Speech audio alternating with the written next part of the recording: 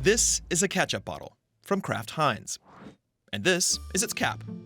The company says it will soon be fully recyclable, making the bottle fully recyclable. Replacing this simple part supposedly took 45 prototypes and 8 years. That's according to the company. For a ketchup bottle cap. This is the new world of packaging, where companies are reinventing their very first impression on customers. They're looking more closely at materials and facing new pressure to have those materials recycled, often with no clear payoff. Spending millions and millions and millions and millions with no guarantee that they're going to have a payback on that is very difficult. All while ensuring that their new packaging works as well as the old one. Coming up, the difficult decisions behind sustainable packaging on Transforming Business. There are two so-called megatrends that analysts say are dominating the packaging industry right now. One is sustainability. The other is e-commerce. Pictures like these are upsetting. Plastic trash in the ocean, on land. In some cases, plastics exported from wealthier countries to poorer ones. Plastic isn't just ugly, it's a climate problem, primarily due to its fossil fuel-based production. And it's packaging that's the single largest source of plastic demand. Industry surveys show that consumers want their products to be more sustainable, and governments are acting. EU members have committed to recycling 55% of all plastic waste by weight by 2030. But according to one recent study from consultancy Eumonia, they're only collecting somewhere between 40 and 50%. Rules like the EU's are designed to pressure companies to use materials or substrates that are easily recyclable. That's an opportunity for companies producing those materials. What sustainability does, it makes certain companies grow. Ilkka Leppovori has consulted companies on sustainable packaging. It makes those companies grow who can find applications where their substrate is the better solution. Experts say that for major brands, however, like Kraft Heinz, Nestle, or Amazon, it's often a burden. They're spending to replace one type of packaging with another without the promise of more sales. And it's not as simple as just swapping out packaging.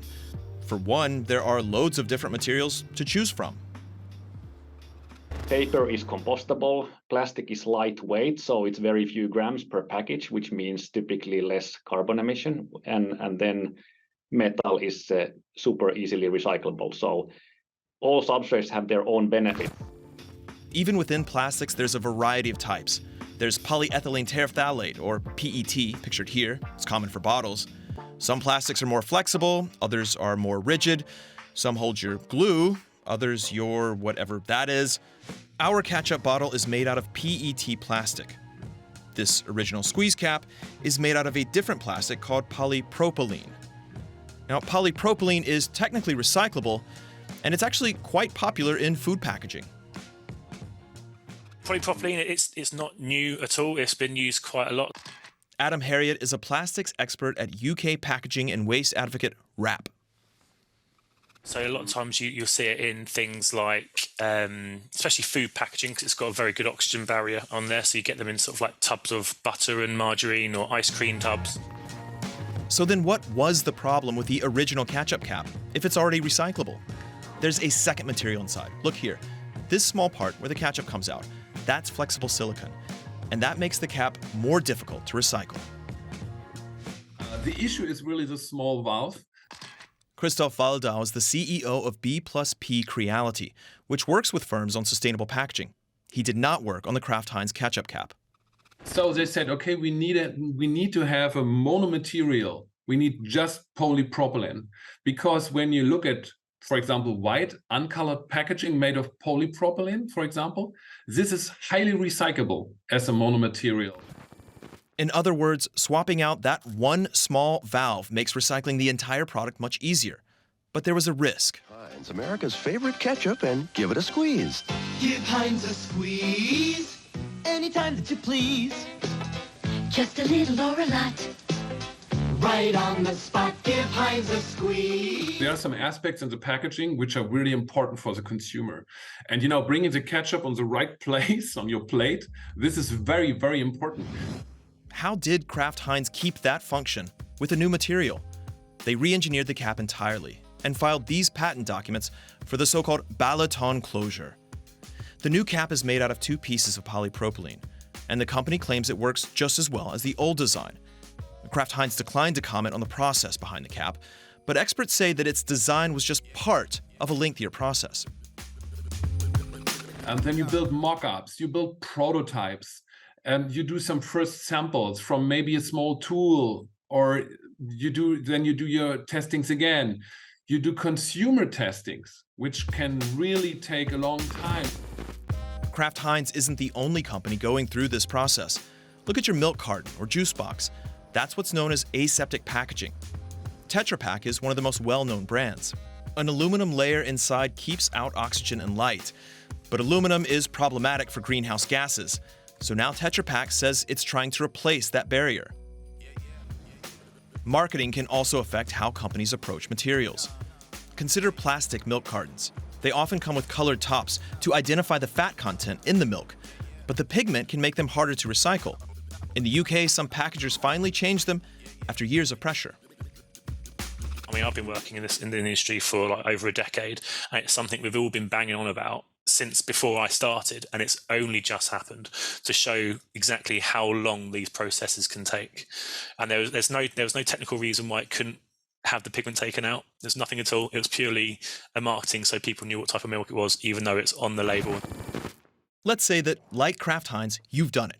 You've created a package that is technically 100% recyclable. Now you can recycle it and get that material back, right? Cutting your costs, a circular economy.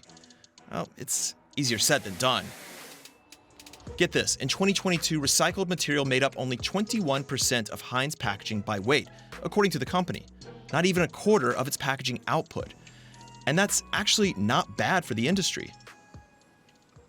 And one of the targets is an average of 30% recycled content across all packaging, which is, say it's an average because we know it's going to be more difficult in some areas like films and flexibles than it would be for, say, PET bottles, which is easy to get 30% in.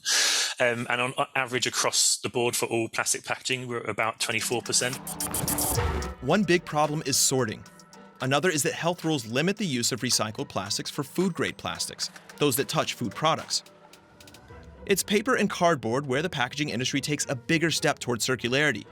Amazon recently announced its boxes and pouches in Europe are 100% recyclable. And the market for recycled pulp is strong.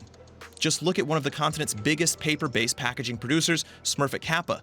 It reported that 3/4 of the pulp it used in 2022 was recycled.